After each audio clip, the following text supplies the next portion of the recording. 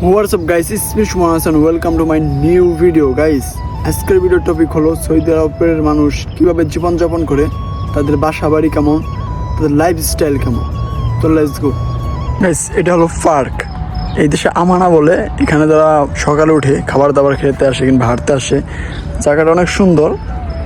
আর এই হলো অফিস, এগুলা বলদে অফিস যাকে বলে, মানে খুবই পাওয়ারফুল বলদেরা। আর এই পাশে আছে লো আমিরদের অফিস, যারা আমির মানে এই তাবুকের যে আমির রয়্যাল ফ্যামিলির সদস্য, তাদের এলো অফিস। ওটা চারদিকে পরিবেশটা আসলে অনেক সুন্দর, দেখার মতো।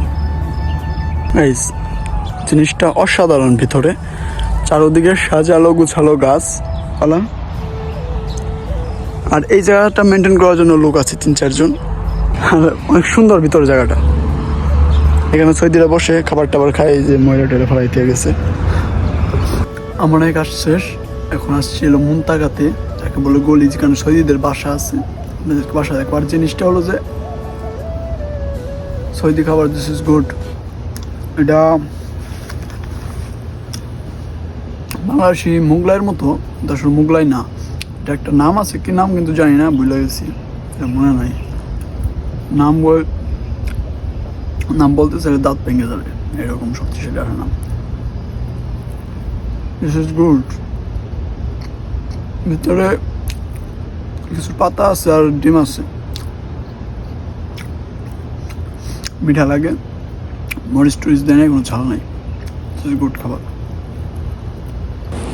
এই মন্তাকার সবচাইতে লাক্সারিস বাসা হলো এটা। এটার বাইরেও যে সুন্দর ডিজাইন, এটার ভিতরে অত সুন্দর ডিজাইন। আর সৌদিদের বাসা দেখে বোঝা যাবে না যে ভিতরে কত সুন্দর, মানে বাইরের ডিজাইন দেখে আপনাদের মনে হবে যে না, তো শুধু করে যাচ্ছে, ভিতরে অতটা ভালো হবে না। কিন্তু ভিতরে ছোটো ছোটো রুম, কবিতার খুবের মতো, কিন্তু ডিজাইন অসাধারণ, প্লাস লাক্সারিস একটা বাসা। আর গাড়ির কি অবস্থা দেখেন, একটা বাসায় যদি 4 জন মানুষ থাকে, তার 7-8টা গাড়ি আছে, সব দামি দামি। এই যেমন এই গাড়িটা দেখেন, রেঞ্জ রোভার্স, তো ঘোস্ট রেঞ্জ রোভার্স এসওভি। এই হলো মসজিদ আমার গলির,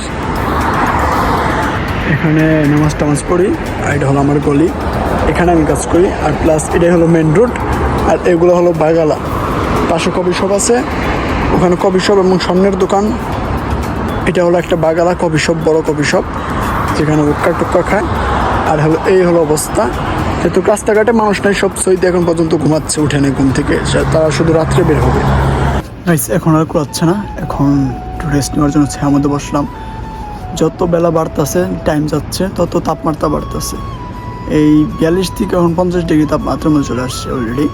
বাজে হলো 12:30। কুড়াচ্ছে না। আর এই জায়গায় যারা রুটে কাজ করে, তাদের তো একবারে মুশকিল, ছায়ার মধ্যে বসতে পারে না তারা।